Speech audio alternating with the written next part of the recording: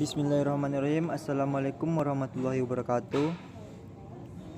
Di sini saya akan menjelaskan dan menjabarkan tentang menganalisa transaksi.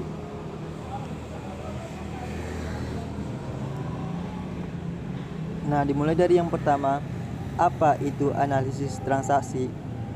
Analisis transaksi itu adalah kegiatan untuk mengumpulkan data dari berbagai transaksi seperti pemasukan, pengeluaran, biaya operasional, pajak, hingga pembelian aset. Dari situ manajemen akan mengetahui bagaimana transaksi tersebut akan mempengaruhi akun pada buku besar. Manfaat analisis transaksi. Yang pertama, mengetahui posisi keuangan periode tertentu. Nah, untuk nomor 2, menemukan kelemahan perusahaan pada divisi tertentu. Nomor 3, menemukan kelebihan dan keunggulan komparatif yang dimiliki perusahaan. Nomor 4, memutuskan langkah dan kebijakan. Nomor 5, bahan evaluasi kinerja perusahaan.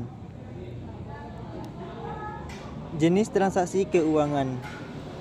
Jenis transaksi akuntansi berdasarkan hubungan kelembagaan. Yang satu, transaksi eksternal. Transaksi eksternal melibatkan perdagangan barang dan jasa. Oleh karena itu, dapat dikatakan bahwa setiap transaksi yang dilakukan oleh dua orang atau dua organisasi dengan satu pembelian dan yang lainnya menjual dianggap sebagai transaksi eksternal. Transaksi internal. Transaksi internal tidak melibatkan penjualan ataupun pembelian dari pihak luar, melainkan proses lain di dalam perusahaan. Jenis transaksi akuntansi berdasarkan metode pembayaran. 1. Transaksi tunai. Bentuk transaksi yang paling umum yang mengacu pada transaksi dengan penggunaan uang tunai. Nomor 2. Transaksi non-tunai. Transaksi non-tunai tidak terkait dengan transaksi yang menentukan apakah uang tunai telah dibayarkan atau akan dibayarkan di masa depan. Nomor 3, transaksi kredit. Transaksi yang ditangguhkan pembayarannya sesuai perjanjian dan akan diselesaikan di masa mendatang. Contoh analisis transaksi akuntansi. Tanggal 1 Januari 2017, Tuan Ilyas membuka bisnis atau perusahaan dengan nama Binatu Rizki. Dia menyetorkan uang sebagai modal awal pendirian bisnis tersebut sebesar 1 miliar rupiah. Analisis transaksi tersebut menambah nilai aset berupa kas sebesar 1 miliar untuk sisi debit, sementara sisi kredit yang terpengaruh atas transaksi setoran ini adalah modal, lebih tepatnya sebagai modal Ilyas. Jurnal kas sebesar 1 miliar rupiah, modal sebesar 1 miliar rupiah. Transaksi bisnis. Ini adalah transaksi sehari-hari yang membuat bisnis tetap berjalan, seperti penjualan dan pembelian, sewa ruang kantor, iklan, dan pengeluaran lainnya. 2. Transaksi non-bisnis. Ini adalah transaksi yang tidak melibatkan penjualan atau pembelian tetapi mungkin melibatkan sumbangan dan tanggung jawab sosial. Langkah-langkah analisis transaksi. 1. Menentukan jenis akun. Contoh transaksi yang masuk dalam kategori aset adalah uang kas, wesel tagih, piutang, tanah, peralatan, bangunan, inventaris, dan biaya dibayar di muka. Nomor 2, terapkan aturan debit dan kredit pada akun. Debit meningkatkan akun aset dan kredit meningkatkan akun kewajiban atau ekuitas. Debit berarti mencatat transaksi di sisi kiri, sedangkan kredit berarti mencatat transaksi di sisi kanan. Nomor 3, catat transaksi dalam jurnal. Setelah selesai menganalisa transaksi dan telah menentukan akun yang terlibat dan di mana transaksi perlu di debit dan dikreditkan, kamu siap untuk mencatat dalam jurnal. Oke, sampai di sini. Terima kasih. Assalamualaikum warahmatullahi wabarakatuh. Nah, untuk soal yang kedua, di sini saya akan menjelaskan dan menjabarkan tentang akuntansi perusahaan dagang. Perusahaan dagang adalah perusahaan yang kegiatan utamanya membeli, menyimpan, dan menjual kembali barang tanpa memberikan nilai tambah atau mengubah bentuk. Jenis-jenis perusahaan dagang. 1. Berdasarkan produk yang diperdayakan. Nomor 2. Berdasarkan macam konsumen yang terlibat. Perusahaan dagang barang produksi. Perusahaan yang memperdagangkan produk berupa bahan baku atau raw material sebagai bahan dasar pembuatan produk atau alat-alat produksi untuk menghasilkan produk lain. Perusahaan dagang barang jadi. Perusahaan yang memperdagangkan produk akhir dari barang yang siap dikonsumsi. Berdasarkan macam konsumen yang terlibat. Perusahaan dagang besar atau wholesaler, perusahaan yang secara langsung membeli produk dari pabrik dalam jumlah besar dan dijual dalam volume yang besar pula. Perusahaan dagang perantara atau middleman, perusahaan yang membeli dalam partai besar untuk dijual kembali ke pengecer dalam jumlah sedang. Perusahaan dagang pengecer atau retailer, perusahaan yang langsung berhubungan dengan konsumen. Konsumen dapat membeli secara eceran atau produk yang ditawarkan. Retailer sering kita dapati di lingkungan kita. Oke, terima kasih. Sekian dari saya. Oke, di sini saya akan menjelaskan transaksi dari kantor akuntan Alan, dimiliki dan dikelola oleh Tuan A. Gedung dan peralatan kantor yang digunakan adalah sewaan karena sedang menunggu pelunasan. Aset dan kewajiban perusahaan per 1 November 2020 adalah sebagai berikut. Kas sebesar Rp170.200.000, piutang usaha sebesar Rp190.000.000, perlengkapan sebesar Rp20.750.000, tanah sebesar Rp30.000.000, utang usaha sebesar Rp64.200.000. Transaksi bisnis selama bulan November 2020 dirangkum sebagai berikut.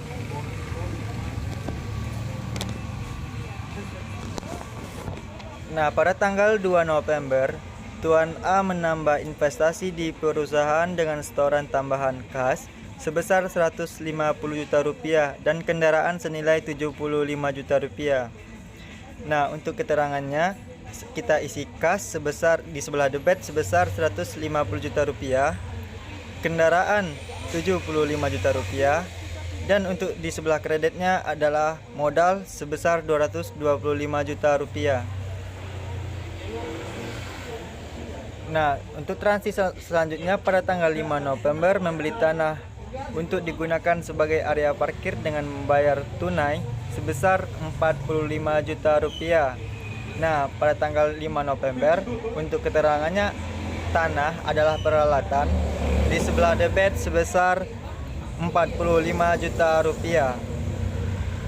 Nah, setelah membeli tanah, kasnya berkurang. Kita tulis di sebelah kas adalah kredit sebesar Rp45 juta. Nah, untuk selanjutnya, pada tanggal 7 November membayar sewa tempat untuk 4 bulan sebesar Rp40 juta. Nah, untuk keterangannya kita isi beban sewa 4 bulan sebesar Rp40 juta. Nah, hartanya berkurang, otomatis kasnya juga berkurang sebesar Rp40 juta di sebelah kredit. Pada 8 November menerima pendapatan atas jasa yang diberikan sebesar Rp70 juta. Nah, pada 8 November di keterangan kita isi kas karena dia hartanya bertambah di sebelah debit sebesar Rp70 juta. Nah, untuk di sebelah kredit pendapatan jasa sebesar 70 juta rupiah.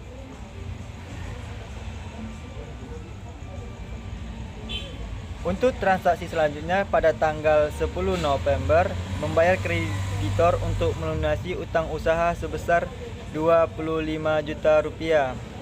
Nah, untuk utang kita isi di sebelah debit sebesar 25 juta rupiah. Otomatis harta berkurang, kasnya juga berkurang sebesar 25 juta rupiah di sebelah kredit. Pada tanggal 11 November, membeli perlengkapan secara kredit sebesar 8.200.000 rupiah. Untuk perlengkapan, harta bertambah di sebelah debit sebesar 8.200.000 rupiah dan utang bertambah di sebelah kredit sebesar 8.200.000 rupiah. Untuk transaksi selanjutnya pada tanggal 12 November, menerima pendapatan atas jasa audit dan dicatat sebagai piutang usaha sebesar 155 juta rupiah. Karena dia piutang, masuknya ke adalah harta adalah kas sebesar 150 juta rupiah. Nah, untuk di sebelah kredit, pendapatan kita tulis di sebelah kredit sebesar 155 juta rupiah. Untuk transaksi selanjutnya pada tanggal 15 November, menerima kas atas piutang dari pelanggan sebesar 200 juta rupiah. Nah, harta bertambah, kas juga bertambah. Kas bertambah di sebelah debit sebesar 200 juta rupiah. Nah, untuk sebelah kredit adalah piutang sebesar 200 juta rupiah.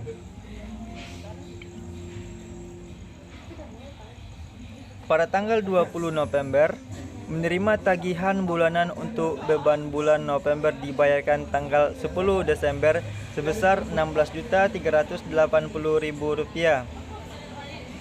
Nah, karena dia adalah menerima tagihan adalah harta adalah kas, kasnya bertambah di sebelah debit sebesar 16.380.000 rupiah. Nah, untuk di sebelah kreditnya pendapatan diterima di muka sebesar 16.380.000 rupiah. November menerima tagihan bulanan untuk beban sewa. Untuk beban bulan November dibayarkan tanggal 10 untuk tanggal 26 membayar biaya sebagai berikut ini. Biaya gaji sebesar 80 juta rupiah, biaya utilitas sebesar 11.575.000 rupiah, biaya lain-lain sebesar 2 juta rupiah.